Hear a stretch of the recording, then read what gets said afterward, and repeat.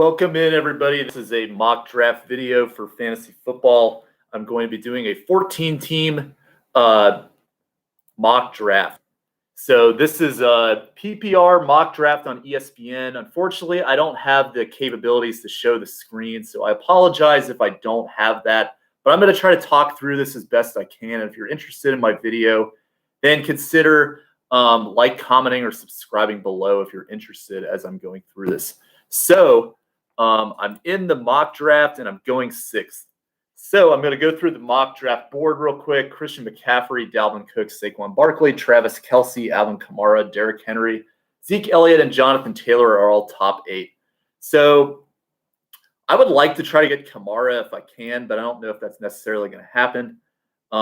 So we will try that out and see where it goes.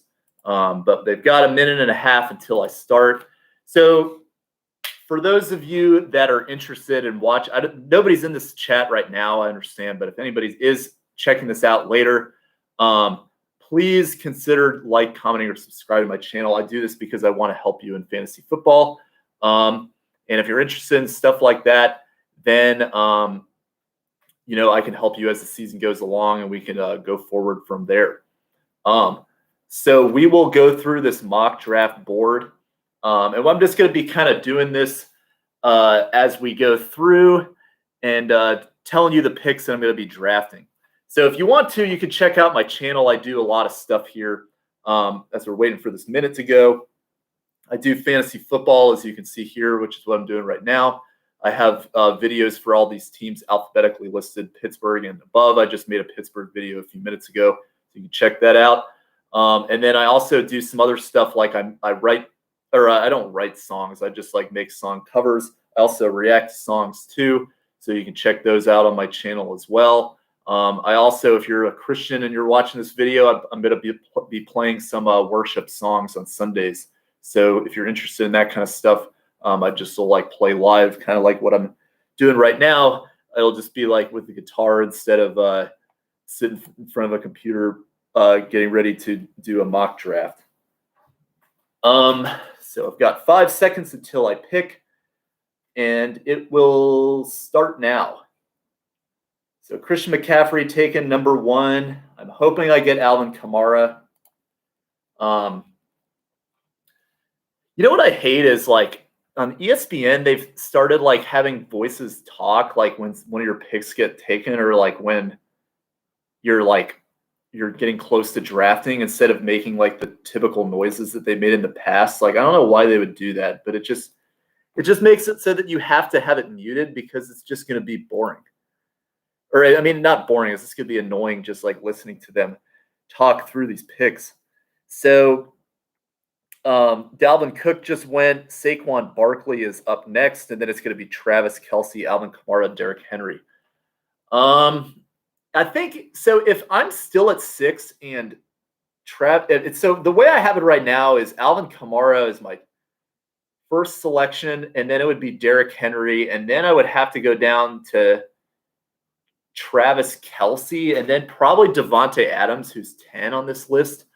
Those are all ones that I'm really interested in. But we'll see what these next 2 players do. Somebody took Nick Chubb 3rd. That's interesting to me. I don't know if I would take him that high. That's crazy to me, why anybody would take Nick Chubb number 3 on this draft board. Anyway, so this guy is taking his full time here. So Saquon is the one that's up next on the board. That's very interesting to me, why somebody would take Nick Chubb 3rd on this draft board. This guy is probably going to be auto drafting, because he's literally going down to the last minute. And he takes Austin Eckler. What? This is a crazy draft board. I really like Austin Eckler, but I don't know if I would take him 3rd. And Alvin Kamara went. That's tough. So do I go with Saquon Barkley or Derrick Henry? That's tough. Personally, I think I'm going to go with that's a very difficult decision. I think Tennessee is set up to be more successful, but I think the focal point of that offense is going to be Saquon. So I think you have to go with him off his potential. So I've got Saquon Barkley, number 1 running back. I'm absolutely amazed that he fell all the way to 6, but there's all kinds of opinions about him in terms of how he'll be. So we'll see how it actually turns out. Then it was Travis Kelce went next, and then Derrick Henry, Ezekiel Elliott, and Devontae Adams all went. So I'm not picking until pick 23. I've got a little while to go. So the ones that are coming up that I like, Najee Harris, I just talked about him. He's number 18 on the draft board, probably going to be gone by that point, though. Other players of interest, Calvin Ridley at number 20 on this draft board, very interesting to me. You've got A.J. Brown, Justin Jefferson, Terry McLaurin, all very good receivers to have. DK Metcalf, another good receiver. So just looking at this pool of receivers that you're getting around the 20 range, where I'd be drafting at number 20, pick number 23. My personal preference out of these guys would be to take Calvin Ridley, because I know that Matt Ryan is going to put up stats and Calvin Ridley is easily going to be his number 1 receiver. Then I would go Justin Jefferson, A.J. Brown, Terry McLaurin, and DK Metcalf. That's how I would personally rank them. But it's really just splitting hairs. I think all those receivers could be good for you. But the thing is really, and I'm going to kind of talk about this later on if you're interested in checking out this channel and seeing more, is that you really win the money in fantasy football when you draft players late. And you really focus on the waiver wires and trying to get picks as you go along, because that's really where you're going to get these good players from when you're doing this thing. So Devontae Adams, pick 10, that was the last one I said. And then pick 11, Jonathan Taylor, Stephon Diggs next, Najee Harris, end of the first round. Fauci is a fraud is that guy's name. That's very interesting. Tyreek Hill, Aaron Jones, DK Metcalf, DeAndre Hopkins. DeAndre Hopkins is another one that I like. It's kind of amazing to me that he's fallen into the second round on these mock drafts that I've done so far. That's very weird to me that they would do that. Joe Mixon went next. So basically, it's going to be between these receivers that I talked about. I could go Clyde Edwards-Helaire. I think that would be a good option too if he's still available at running back. But for me personally, I rather would lock up these receivers than try to just lock out your running backs, because running backs are more likely to get hurt. If you can get a good, consistent receiver that you can rely upon from game to game, that's very beneficial. Oh, man, they took Calvin Ridley. That was who I wanted. 3 people ahead of me. Berman took Clyde Edwards-Helaire. That was another guy I wanted. Antonio Gibson, DeAndre Swift, and now it's to me. So the choice is Miles Sanders, A.J. Brown, Justin Jefferson, Terry McLaurin, Keenan Allen, all top 5 available. And of that list, what I'm personally going to do out of that, because I don't think Miles Sanders is really going to be warranted as a second-round running back, is I'm going to take Justin Jefferson. A lot of potential, falling right around where he is on the draft board, like the upside, taking Justin Jefferson. So I've got Saquon Barkley in the first round, and then Justin Jefferson in the second round. Pretty happy with that start, actually. That's a pretty good place to be at. And I've got a couple picks until I go at pick 34. So then it was J.K. Dobbins, Miles Sanders, A.J. Brown all went next. So what I'm looking at 34th on the draft board is Robert Woods. That's where I would be picking. You also have CeeDee Lamb, Darren Waller, George Kittle. Waller and Kittle, I think, are the ones that I would be interested in the most out of those, because it's important to lock up a good tight end. But CeeDee Lamb is also very interesting to me as well. So I would not be opposed to taking him either. So after Miles Sanders, A.J. Brown, Chris Carson, Keenan Allen, Terry McLaurin, David Montgomery. That's interesting. Allen Robertson, Amari Cooper. Do not draft Amari Cooper. That is a trap pick, in my opinion. And then this guy's taking his time. So it's between either CeeDee Lamb, Darren Waller, or George Kittle for me. And I think to illustrate a point, I'm going to take CeeDee Lamb and then get a tight end later, because I think you could still, even though it's important to lock up these tight ends early, I think it's good value to really lock up these the receiving core as well. So CeeDee Lamb, a guy who's got a lot of talent with Dallas. There's a little bit of question in terms of his timeshare, but I think of like how many receptions he's going to get. But that team is going to be throwing it a lot because I think Zeke's on the decline. I think their defense is bad, and they're going to have to rely on receivers. CeeDee Lamb's got the most upside of the receivers on their team. So that's what I'm doing is I'm taking CeeDee Lamb. And I'm going to be relying on getting tight ends later because I think Darren Waller, George Kittle, I think those would be valuable options. But for me, having elite receivers that you can consistently rely upon in your wide receiver 1 and wide receiver 2 position does so much for you in fantasy football. Because that's the position that has the most fluctuation in fantasy football between having elite production and you can get elite production sometimes from backups, but it's not always consistent. But if you get wide receiver 1 and 2 that are just consistently very good, with Justin Jefferson and CeeDee Lamb both have potential to do that, you could really put yourself in a great position to be successful in fantasy football. And a lot of these tight ends, you can get some good ones later on that I like TJ Hawkinson. Irv Smith is pretty good. Kyle Pitts, there's varying opinions on him. Noah Fant could have a good season. Hunter Henry, a good sleeper towards the end. Tyler Higbee, now that the Rams running game is in question with Cam Akers' injury. So there's some good tight ends you can get late. You just have to be smart about which ones and also not be afraid to pull the plug and grab some waiver wire options as well. So after I took CeeDee Lamb, Mike Evans went next, and then Myles Gaskin. Myles Gaskin is a little concerned to me as a third-round running back, but that's the demand for running backs is so high that he's going to be pulled up into that group. But he's got some potential to disappoint. George Kittle, Robert Woods, Darren Waller, Josh Jacobs, Julio Jones, Patrick Mahomes went next. So they're taking the first quarterback off the board, third round. Darrell Henderson next. I think that's high for him personally. Chris Godwin went after that. So there's now 6 picks before me. I'm picking 51st. So 51st on the depth chart is Cortland Sutton. And I think that would be a decent receiver to have. We're in the position where all the guys that are available to me are receivers. Michael Thomas, the 4th round pick. He's 58th on the draft board. I know there's questions about his ankle injury, but if you can get a guy who's going to be a number 1 receiver when he's healthy on a team that really doesn't have a lot of other standout options, Michael Thomas could have excellent value for you. I really like that pickup if he's still available for me. Let's take a look at the running backs available. Chase Edmonds at 63. Travis Etienne, that's a good sleeper pick as well. Javonte Williams out of Denver. Could be good, but you're relying on a lot to happen for Denver in a lot of disappointing games for Melvin Gordon, which he hasn't shown yet in order to take him that high. So I'm not a huge fan of that personally. After Chris Godwin, Kareem Hunt went. Then Adam Thielen, Mark Andrews.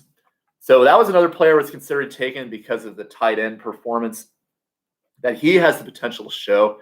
Jamar Chase, DJ Moore, Tyler Lockett.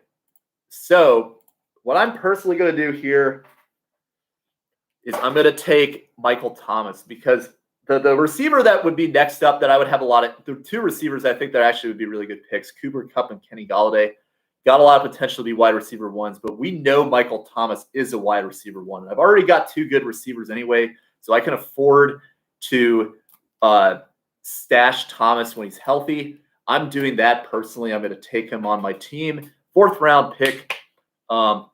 This is a good receiver core. For some reason, I almost thought it was Jaron Jefferson. I don't know why I thought that. Justin Jefferson, CeeDee Lamb, and Michael Thomas. And then I've got Saquon Barkley on my team too. So continues to move along, and sure enough, the next 2 picks were Cooper Kupp and Kenny Golladay, and then Brandon Ayuk. That's another pick I just don't understand being that high. Josh Allen in the 4th round, Michael Gallup, and then Chase Edmonds. So now we're starting to get to the point where they're taking these running backs. And if this running back is available, I am definitely trying to take Travis Etienne. I do have some players with week 7 buys already, like Travis Etienne, so that is concerning. But if I can get him, he's got some potential. Kyler Murray got taken. So it's Michael Gallup next, Chase Edmonds, Juju, Kyler Murray. No, they took him. I really wanted Travis Etienne, but this is a mock draft, so it's whatever. It's telling me to take Dak Prescott. I don't think it's worth taking Dak Prescott that high for me personally. That just seems like a huge reach. Running back pool doesn't look great right now. All positions.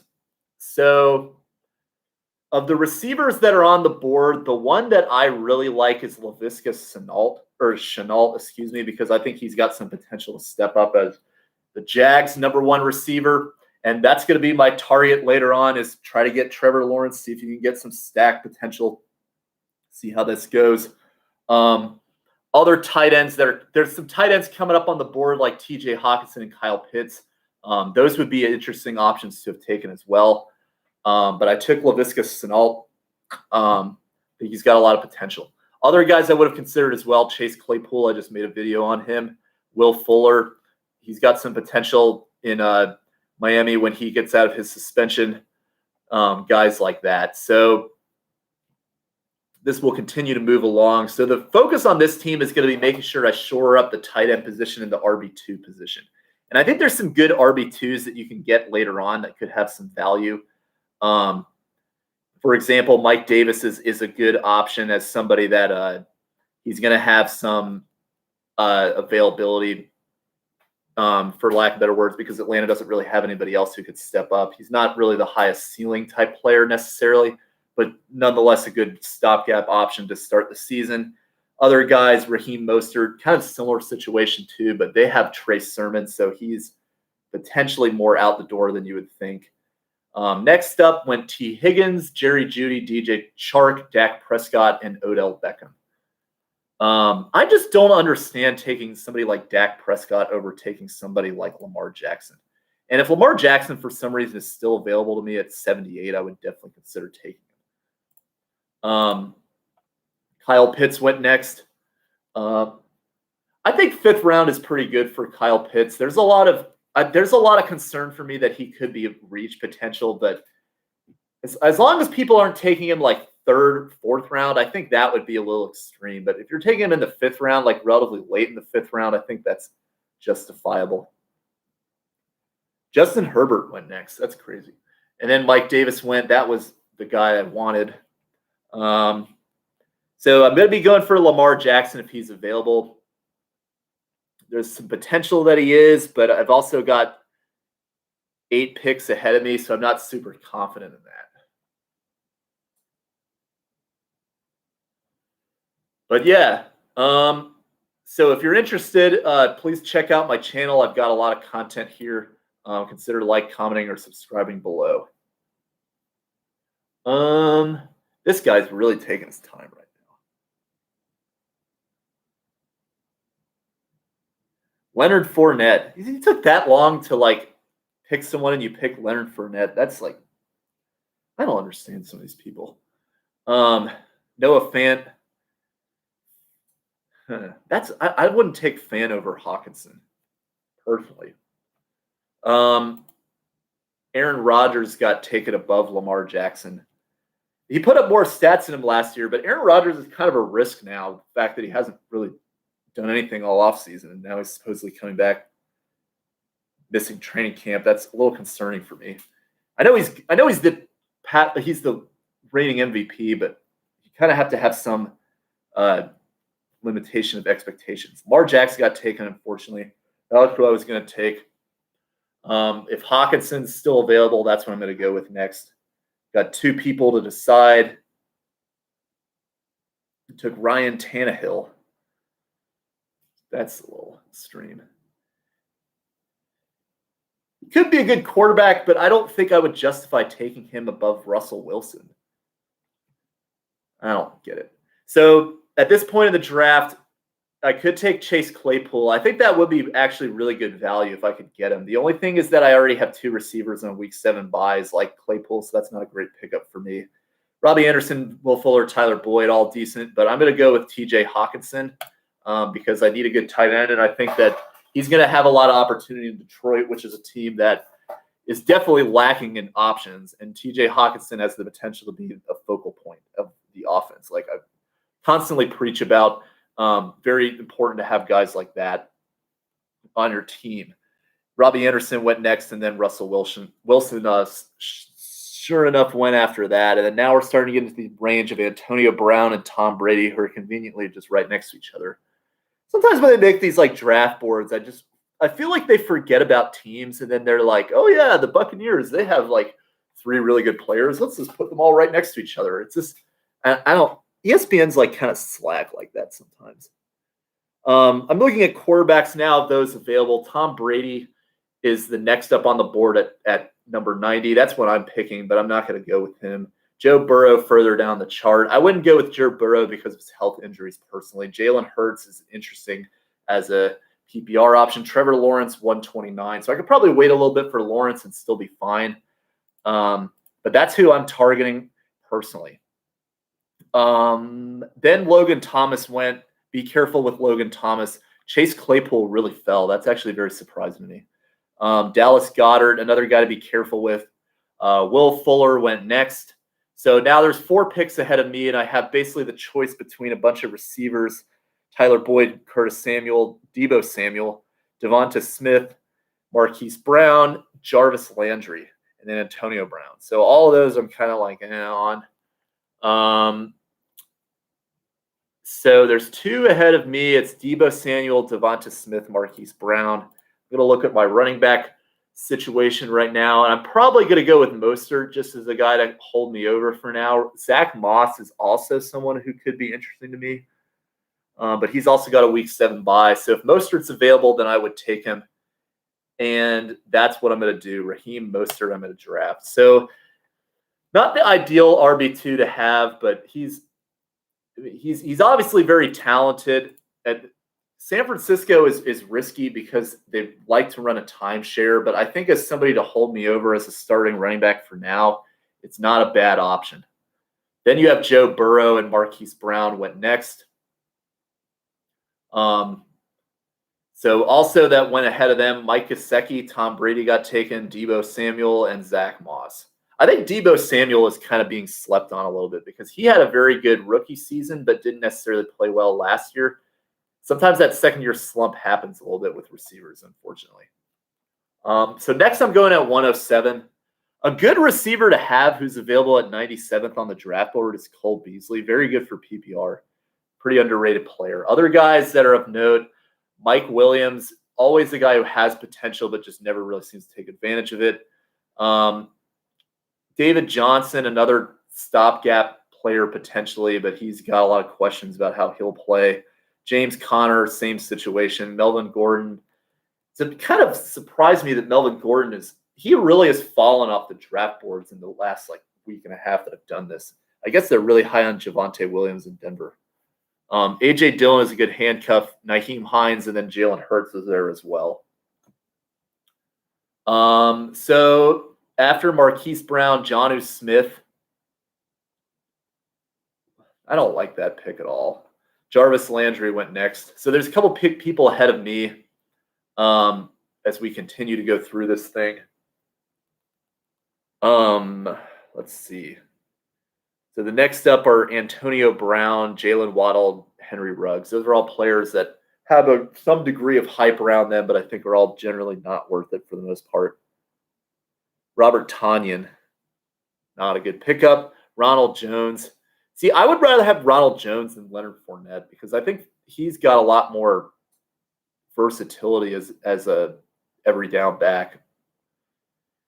Cole Beasley went next. Antonio Brown, Jalen Waddle, Henry Ruggs. 2 picks until I go. Somebody took Michael Carter. That's actually not a bad pickup there at that position. And then Corey Davis, which is not a good pick at all. So I could go quarterback here and take Jalen Hurts.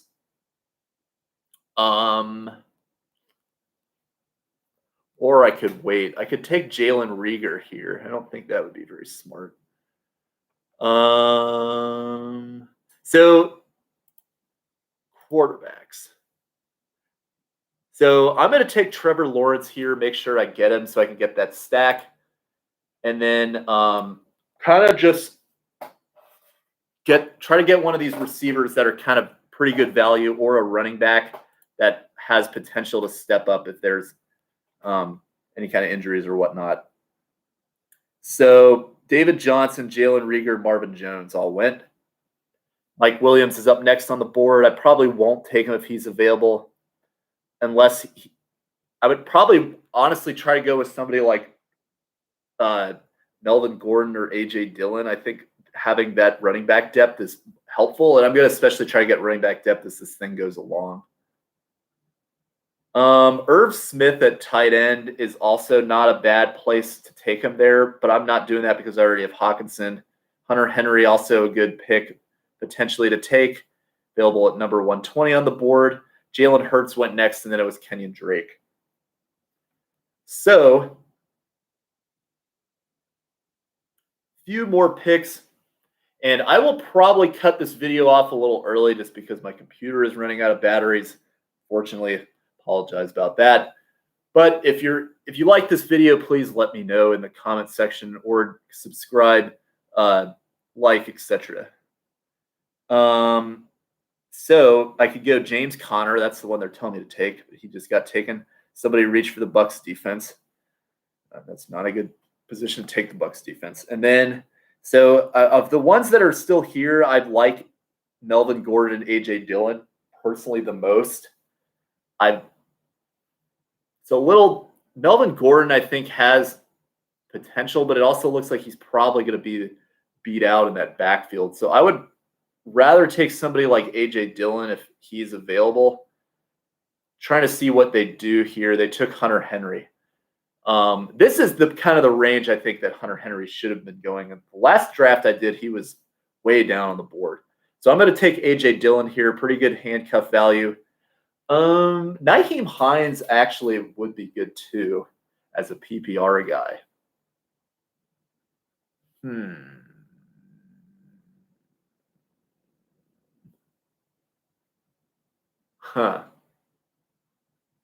I think given the Packers offense and their potential for explosion, I'm going to go A.J. Dillon, but Nyheim Hines was a close second for somebody I was considering. And I will do one more round and then I'm going to stop. But basically the way I kind of close these things, I just so you're aware, is I've got pretty much all my positions locked. Trevor Lawrence, quarterback. Saquon Barkley was took in the first round. Raheem Mostert, second running back. Justin Jefferson, CeeDee Lamb as my two receivers. T.J. Hawkinson. Michael Thomas I took as my flex. Potential to definitely be a wide receiver one. And then I have Laviska Shenault and A.J. Dillon on my bench. So the rest of the way, what I do in these things is I try to get running back depth, because obviously the weak point on my team is the RB2. And it honestly isn't bad to go into the season like that, because running backs value change so much as the season goes along. They're most injured. They have, a lot of things that happen throughout the season that you're consistently having to evaluate these guys' stocks, consistently trying to get different backups that can be beneficial to you. So that's what I'm going to be focusing on, is building that running back depth the rest of the way. And then in my last round and my second to last round is where I take my defensive kicker, because those are the most exchangeable positions that you really can pick up on waivers and get pretty good value for.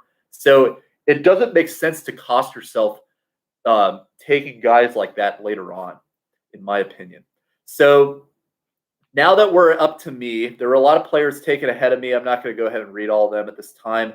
But the one that I'm going to focus on taking, I'm trying to build my running back depth. The one that stands out to me the most is Tony Pollard. Handcuff potential if Zeke gets hurt, but also the potential to outperform Zeke, because Zeke has definitely got some questions about that. Tony Pollard is my backup running back. And then I've got a few picks ahead of me, so I'll go ahead and do that last one before I close. But build the running back depth, build skill position players in these middle to late rounds. And then those last two rounds, defense kicker. I don't think it makes sense to reach for them, because you want to try to focus these next picks on getting those handcuff positions, those solid receivers that could break out as well. Really deep leagues, I really like Tutu Atwell, for example, good backup receiver for the Rams with a lot of opportunities. Guys like that, that's really where you make your money is focusing on these late rounds and these bench players. That's how you can really stand out in fantasy football. So their next 2 picks were James White and Tariq Cohen. Those are very modest picks, in my opinion, where they really don't give you a lot of value. Other guys that are on the board. So running backs of note, Latavius Murray, Gus Edwards, Alexander Mattison, Giovanni Bernard, Tevin Coleman, Philip Lindsay, Darrell Williams, Darrington Evans, another handcuff. Rashad Bateman, I think, would be a good pickup if you're looking at receiver. But personally, I'm going to take Alexander Mattison. Give yourself another handcuff running back if anything were to happen to Dalvin Cook. Because you could then trade these players and they give you a lot of value too. But yeah, that's all I got for this video. If you like this, consider checking out my channel. I talk about all this stuff. And consider commenting, or subscribing. Thank you for those of you that do watch this, even if you didn't tune into the live stream. But yeah, I appreciate it, and I'll see you guys next time. Bye.